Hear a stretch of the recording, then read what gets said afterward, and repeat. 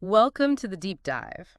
Today we're getting into something really important for your GCSE history studies on equality and rights. That's right. We're looking at the women's suffrage movement in Britain. Yeah, because by the early 1900s, lots of men could vote in general elections, but women just couldn't.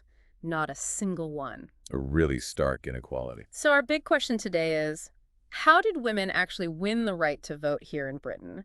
And, well, what different ways did they campaign? It's a fascinating story, and it's key to remember this wasn't something that just appeared suddenly. Calls for women to have the vote were definitely being made throughout the 1800s. Right, it had been simmering for a while. Exactly. And there was some progress in other areas for women, like you had the Married Women's Property Act in 1870. Ah, yes, tell us about that. Well, it basically meant that married women could actually keep their own property and their own earnings after marriage, which sounds obvious now, maybe, but it was a pretty big step towards independence then. A huge step, I imagine, but still no vote in the big general elections. No, that remained the sticking point. Yeah. And, that frustration really led to specific groups forming with the sole aim of getting women the vote. Suffrage. Okay, so let's talk about these groups. The first big one, the National Union of Women's Suffrage Societies, the NUWSS. Yes, the NUWSS, founded back in 1897 and led by Millicent Fawcett.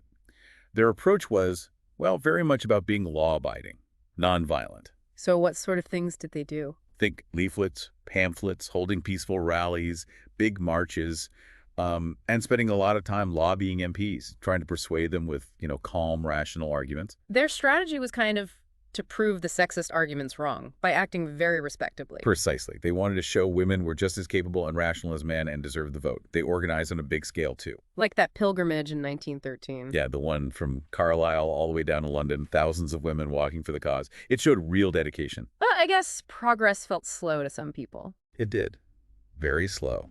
And that frustration, that feeling that the peaceful approach wasn't working fast enough, led some women to think, okay, we need something more radical, something more assertive. Which leads us nicely onto the Suffragettes, doesn't it?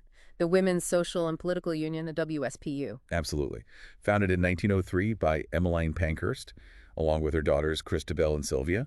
And their motto really says it all. Deeds, not words. So a very different approach from the NUWSS. Completely different. They basically abandoned polite campaigning and went for direct action. Militant tactics. What kind of deeds are we talking about? Well, things like pouring acid on golf courses, smashing shop windows, setting fire to pillar boxes, even chaining themselves to the railings outside Parliament or Buckingham Palace. Wow, that's quite a step up. No wonder they got arrested a lot. Oh, constantly. Arrest and imprisonment became almost routine for active suffragettes. But their actions, though controversial, certainly got attention. You couldn't ignore them. It definitely made sure the issues stayed in the news. It did. Their deeds, not word strategy, even with the arrests, kept suffrage right at the forefront of public debate. It was a conscious choice to break the law to force the government's hand. Now, was there anyone else? I think there was another group mentioned. Ah, yes, the Women's Freedom League, the WFL. They actually broke away from the WSPU in 1907. Leaders like Teresa Billington Gregg and Charlotte Despard. Okay, so why did they split? Well, they also believed in deeds, not words, but they were committed pacifists, and interestingly, had a more democratic structure than the WSPU, which was quite top-down under the Pankhursts. So, still direct action, but drawing a line at violence. Exactly. No violence against people and no damage to property. Their tactics were more along the lines of civil disobedience. Like what? Things like refusing to pay their taxes, arguing no taxation without representation, or refusing to provide information for the 1911 census. Boycotting it, essentially. That's quite clever, actually. Disruptive, but non-violent. It shows, doesn't it, that the movement wasn't just one thing. There were debates, different ideas about the best way to get the vote. The WFL offered another path. But it seems like the WSPU, the suffragettes, their actions were the ones that really, hit the headlines most often. They definitely generated the most noise and attention, yes. Yeah. That stone-throwing campaign in 1912, for instance, led to hundreds being arrested. They were deliberately escalating things. And then there was that incredibly shocking event at the Epsom Derby in 1913, Emily Davison. Yes, a hugely significant and tragic moment, stepping out in front of the king's horse during the race. It resulted in her death, didn't it? It did, a few days later. And that act, whether intended as martyrdom or a protest that went tragically wrong became this incredibly powerful symbol of their commitment and sacrifice. It shocked the nation. It must have brought the whole struggle into really sharp focus for everyone. Absolutely. It dramatically raised public awareness, even if people disagreed with the methods. So how did the government handle all this, especially the arrests and imprisonments? Well, when suffragettes went on hunger strike in prison, which many did as a form of protest, the authorities initially responded with force feeding. Force feeding. That sounds brutal. It was, and it caused a huge public outcry, very bad publicity for the government. So their next move was the Prisoner's Temporary Discharge for Ill Health Act in 1913. Which became known as the Cat and Mouse Act, right? Exactly. The idea was you release a prisoner who's become seriously ill from hunger striking, let her recover at home, and then once she's stronger, you rearrest her to finish her sentence. Like a cat playing with a mouse. Precisely. It was meant to avoid deaths in custody but keep the pressure on. But again, it was seen as incredibly cruel and arguably generated more sympathy for the suffragettes. Hey, it sounds like a real mess for the government. They were in a very difficult position, trying to maintain order without creating martyrs or giving in. We should also remember, though, it wasn't just the government resisting. There was quite a bit of opposition in society generally, wasn't there? Oh, absolutely. And not just from men. It's quite surprising to learn that some very prominent women, like Florence Nightingale, even Queen Victoria earlier on, were actually against women getting the vote. Really? Why was that? Often it came down to those very traditional ideas about separate spheres. The belief that a woman's place was strictly in the home, dealing with domestic life, and that politics was just too rough, too complex, maybe too irrational for them. So deep-seated sexism, basically. Deep-seated societal beliefs, yes. Yeah.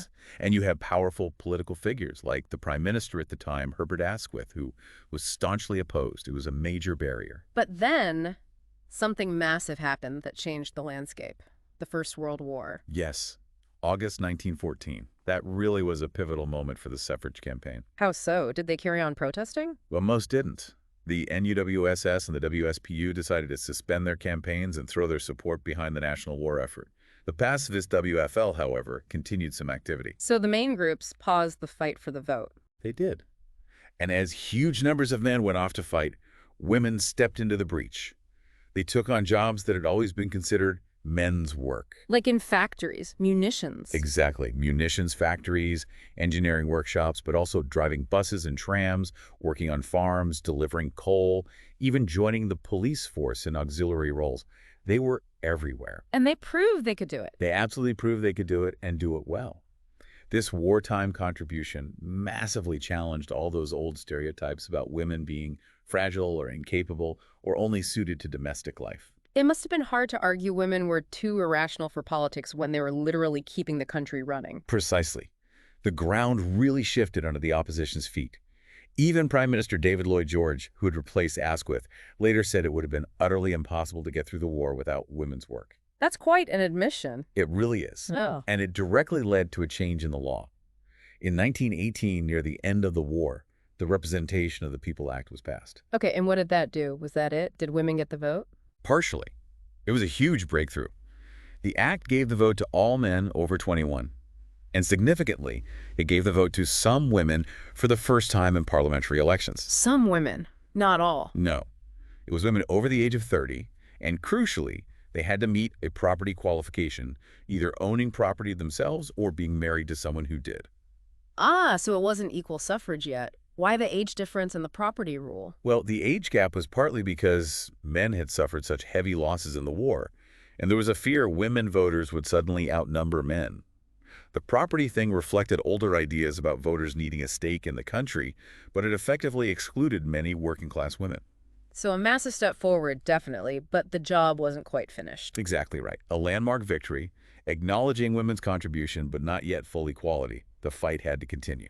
And when did they finally get equal voting rights? That came 10 years later, in 1928. Another Representation of the People Act finally gave women the vote on the exact same terms as men over the age of 21, regardless of property. 1928. So equal suffrage achieved at last. A really long struggle. A very long and hard-fought struggle, yes. A major milestone for equality in Britain. But as you often find with history, gaining the vote didn't mean all inequality just vanished overnight, did it? No, absolutely not.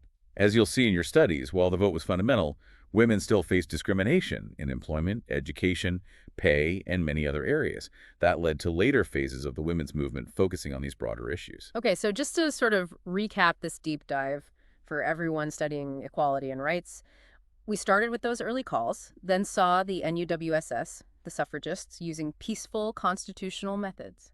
Then the emergence of the WSPU, the suffragettes, with their deeds not words and militant tactics, really grabbing attention. And the WFL taking a different path of nonviolent direct action. We saw the fierce opposition they all faced, rooted in those old ideas about women's roles. And how the government reacted, with things like force feeding and the Cat and Mouse Act. Then the huge impact of the First World War, changing perceptions and leading to that first partial victory in 1918. And finally, full equal suffrage achieved in 1928. It really shows the different strategies, the resistance, and the turning points involved in fighting for rights. It really does. And maybe a final thought for you to consider as you study this.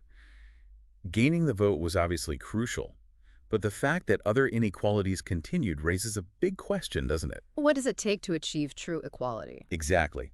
Is it just about laws and formal rights, or does it involve changing deeper attitudes and cultural norms too? And as you look at other rights movements, maybe keep an eye out for similar patterns, the different tactics, the role of big events, the gap between legal rights and lived reality, something definitely worth thinking about.